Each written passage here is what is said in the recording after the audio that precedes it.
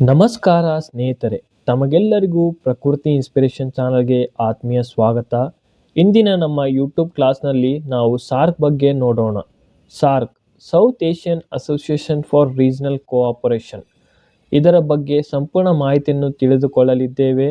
SAARC ಎಂದರೇನು, ಅದು ಯಾವಾಗ ಸ್ಥಾಪನೆಯಾಯಿತು, ಇದರ ಸದಸ್ಯ ರಾಷ್ಟ್ರಗಳು ಯಾವ್ಯಾವು ಹಾಗೂ ಇದರ ಉದ್ದೇಶಗಳೇನು ಮತ್ತು ಕಾರ್ಯಗಳೇನು ಎಂಬ ಪ್ರಮುಖ ವಿಷಯಗಳನ್ನು ಸರಳವಾಗಿ ಮತ್ತು ಸ್ಪಷ್ಟವಾಗಿ ತಿಳಿದುಕೊಳ್ಳೋಣ. ಸ್ಪರ್ಧಾತ್ಮಕ ಪರೀಕ್ಷೆಗಳು, ವಿಶೇಷವಾಗಿ KPSC, KS, PSI, PC ಇತರೆ ಪರೀಕ್ಷೆಗಳ ದೃಷ್ಟಿಯಿಂದ ಇದು ಅತ್ಯಂತ ಮಹತ್ವದ ವಿಷಯವಾಗಿದೆ. ಆದ್ದರಿಂದ ಈ ವಿಡಿಯೋವನ್ನು ಕೊನೆಯವರೆಗೂ ಗಮನದಿಂದ ವೀಕ್ಷಿಸಿ. ಸಾರ್ಕ್ ಎಂದರೆ south Asian association for regional cooperation, ದಕ್ಷಿಣ ಏಷ್ಯಾದ ಪ್ರಾದೇಶಿಕ ಸಹಕಾರ ಸಂಘ. ಸಾರ್ಕ್ ಸ್ಥಾಪನೆ ಆಗಿರುವುದು 1985 ಡಿಸೆಂಬರ್ 8 ಢಾಕಾದಲ್ಲಿ ಸಾರ್ಕ್ ಚಾರ್ಟರ್ಗೆ ಸಹಿ ಹಾಕಿ ಈ ಗುಂಪನ್ನು ಸ್ಥಾಪಿಸಲಾಯಿತು. ಇದರ ಕೇಂದ್ರ ಕಚೇರಿ ಇರುವುದು ಕಾಠ್ಮಂಡು, ನೇಪಾಳ. ಸಾರ್ಕ್ನ ಸದಸ್ಯ ರಾಷ್ಟ್ರಗಳು ಒಟ್ಟು 8: ಭಾರತ, ಪಾಕಿಸ್ತಾನ, ಬಾಂಗ್ಲಾದೇಶ, ಭೂತಾನ, ನೇಪಾಳ, ಮಾಲ್ಡೀವ್ಸ್, ಶ್ರೀಲಂಕಾ ಮತ್ತು ಅಫ್ಘಾನಿಸ್ತಾನ. ಅಫ್ಘಾನಿಸ್ತಾನವು 8ನೇ ಸದಸ್ಯವಾಗಿ 2007ರಲ್ಲಿ ಸೇರ್ಪಡೆಗೊಂಡಿತ್ತು. ಇದನ್ನು ಸರಳವಾಗಿ ನೆನಪಿಟ್ಟುಕೊಳ್ಳಲು MBBS ಪೇನ್.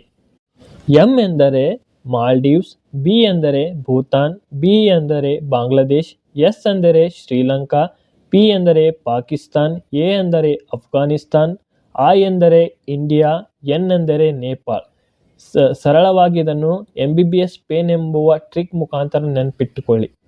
ಸಾರ್ಕ್ನ ಗುರಿಗಳು ಮತ್ತು ಉದ್ದೇಶಗಳನ್ನು ನೋಡೋಣ. ದಕ್ಷಿಣ ಏಷ್ಯಾದಲ್ಲಿನ ಆರ್ಥಿಕ, ಸಾಮಾಜಿಕ ಮತ್ತು ಸಾಂಸ್ಕೃತಿಕ ಸಹಕಾರ ವೃದ್ಧಿ ಮಾಡುವುದು, ಭೌಗೋಳಿಕ ಶಾಂತಿ ಮತ್ತು ಸ್ಥಿರತೆ ಸಾಧಿಸಲು ಸಹಾಯ ಮಾಡುತ್ತದೆ, ಶಿಕ್ಷಣ, ಆರೋಗ್ಯ, ವ್ಯಾಪಾರ, ಕೃಷಿ, ವಿಜ್ಞಾನ, ತಂತ್ರಜ್ಞಾನ ಮುಂತಾದ ಕ್ಷೇತ್ರಗಳಲ್ಲಿನ ಸಾಮೂಹಿಕ ಕಾರ್ಯವನ್ನು ಇದು ಒದಗಿಸುತ್ತದೆ, ಸದಸ್ಯ ರಾಷ್ಟ್ರಗಳ ಜೀವನ ಮಟ್ಟವನ್ನು ಸುಧಾರಣೆ ಮಾಡುತ್ತದೆ.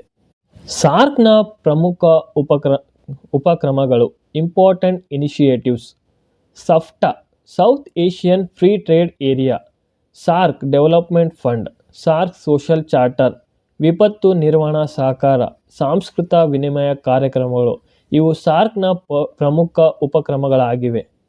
ಸಾರ್ಕ್ ಎದುರಿಸುತ್ತಿರುವ ಸವಾಲುಗಳು: ಭಾರತ ಪಾಕಿಸ್ತಾನ ರಾಜಕೀಯ ಉದ್ವಿಗ್ನತೆ, ಕಡಿಮೆ ಪ್ರಾದೇಶಿಕ ವ್ಯಾಪಾರ, ದುರ್ಬಲ ಜಾರಿಗೆ ವ್ಯವಸ್ಥೆ, ಸದಸ್ಯ ರಾಷ್ಟ್ರಗಳ ನಡುವಿನ ಆರ್ಥಿಕ ಅಸಮಾನತೆ, ನಿಯಮಿತ ಸಮ್ಮೇಳನಗಳು ನಡೆಯದಿರುವುದು. ನಾವು ಇವಾಗ ಸಾರ್ಕ್ ಶೃಂಗಸಭೆಗಳ ಬಗ್ಗೆ ನೋಡೋಣ. 1ನೇ ಸಾರ್ಕ್ ಶೃಂಗಸಭೆಯು 1985ರಲ್ಲಿ ಢಾಕಾ, ಬಾಂಗ್ಲಾದೇಶದಲ್ಲಿ ನಡೆಯಿತು. 2ನೇ ಶೃಂಗಸಭೆಯು 1986 ಬೆಂಗಳೂರು, ಭಾರತದಲ್ಲಿ ನಡೆಯಿತು. 8ನೇ ಶೃಂಗಸಭೆ 1995 ನವದೆಹಲಿ, ಭಾರತದಲ್ಲಿ ನಡೆಯಿತು. 14ನೇ ಶೃಂಗಸಭೆಯು 2007 ನವದೆಹಲಿ, ಭಾರತದಲ್ಲಿ ನಡೆಯಿತು. 18ನೇ ಶೃಂಗಸಭೆಯು 2014 ನೇಪಾಳದಲ್ಲಿ.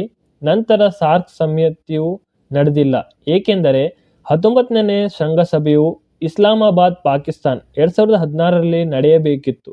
ಆದರೆ ಭಾರತ ಸೇರಿದಂತೆ ಕೆಲವು ದೇಶಗಳು ಬಹಿಷ್ಕರಿಸಿದ ಕಾರಣ ರದ್ದಾಯಿತು. ಭಾರತ ಮತ್ತು ಪಾಕಿಸ್ತಾನದ ಸಂಬಂಧಗಳ ಉದ್ವಿಗ್ನತೆ ಸಾರ್ಕ್ ಕಾರ್ಯಕ್ಷಮತೆಯನ್ನು ಕಡಿಮೆ ಮಾಡಿದೆ ಎಂಬುದು. ಸಾರ್ಕ್ ಶೃಂಗಸಭೆಯ ಬಗ್ಗೆ ಮಾಹಿತಿಯನ್ನು ಕೇಳಿ ತಿಳಿದುಕೊಂಡಿದ್ದಕ್ಕಾಗಿ ತಮಗೆಲ್ಲರಿಗೂ ಹೃತ್ಪೂರ್ವಕ ಧನ್ಯವಾದಗಳನ್ನು. ನಮ್ಮ ಯೂಟ್ಯೂಬ್ ತರಗತಿಯನ್ನು ಗಮನದಿಂದ ನೋಡಿ ಬೆಂಬಲಿಸುತ್ತಿರುವ ಪ್ರತಿಯೊಬ್ಬರಿಗೂ ನಾನು ಕೃತಜ್ಞನಾಗಿದ್ದೇನೆ. ನಿಮ್ಮ ಸಹಕಾರ ಮತ್ತು ಪ್ರೋತ್ಸಾಹವೇ ಮುಂದಿನ ಪಾಠಗಳನ್ನು ಇನ್ನಷ್ಟು ಉತ್ತಮವಾಗಿ ಮಾಡಲು ಶಕ್ತಿ ನೀಡುತ್ತಿದೆ.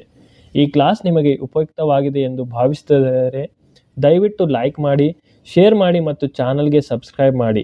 ಮುಂದಿನ ಯೂಟ್ಯೂಬ್ ಕ್ಲಾಸಿನಲ್ಲಿ ಮತ್ತೆ ಭೇಟಿಯಾಗೋಣ. ಧನ್ಯವಾದಗಳು.